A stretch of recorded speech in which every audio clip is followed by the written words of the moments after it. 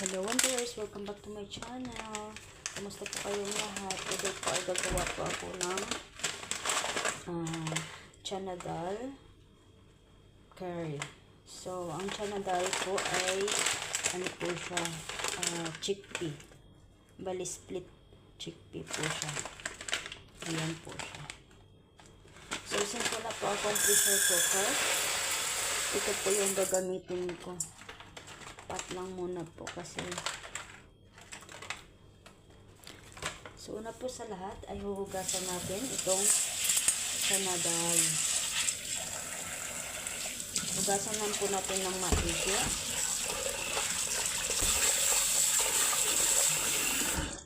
For several times po hanggang luminaw yung tubig niya.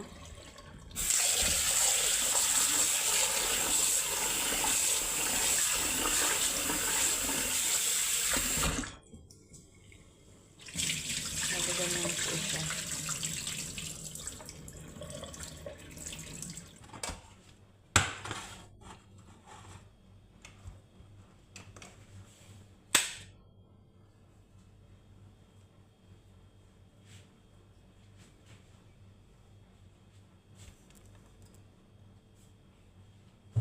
So, ayan po, pakukuluan po natin yan siya.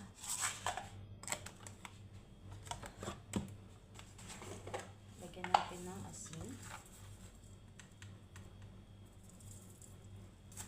At maglagay po tayo ng konting turmeric powder. At syempre po ay tubig.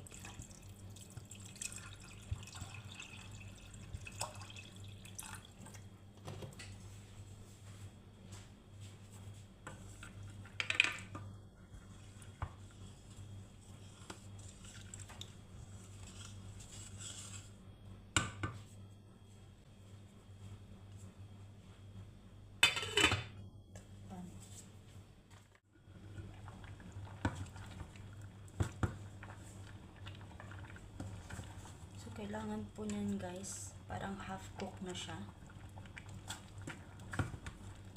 Yung hindi pa masyadong mushy. Ayan. Lilipat ko lang po ito kasi ito din po yung pat na gagamitin ko para sa mamaya.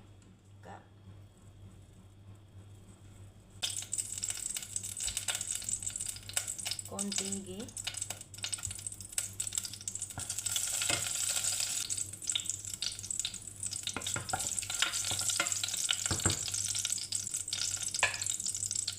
Curry leaves,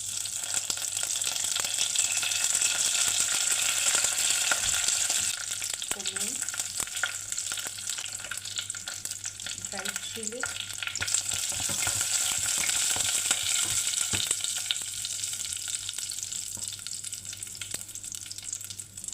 garlic and ginger. Lagyan na din natin yung green chili.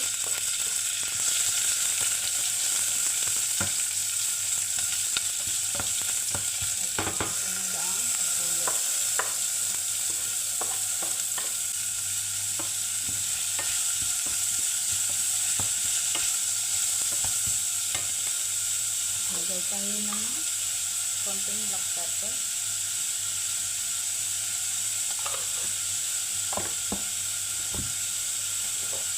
Konti pang asin.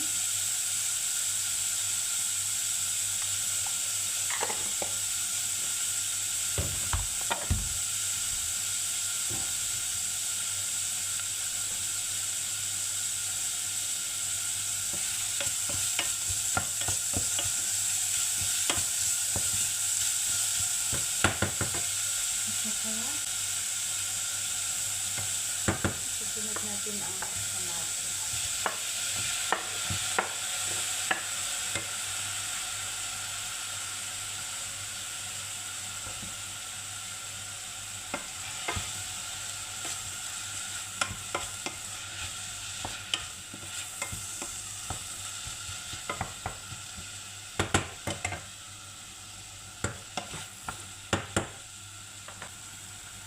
One tablespoon of garam masala.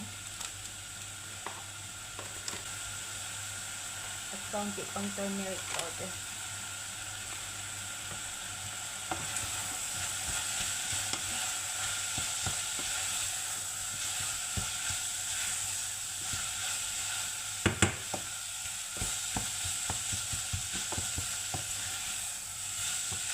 halo-halo lang po natin yan until makita natin na medyo mushy na yung kamatis. Napakabango guys. Diyan na po natin ilalagay ang ating chickpea po.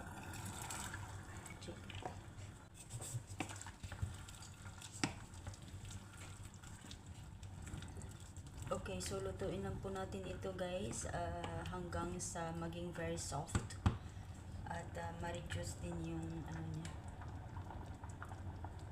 slow cook. Ayan, so okay na po yan siya guys.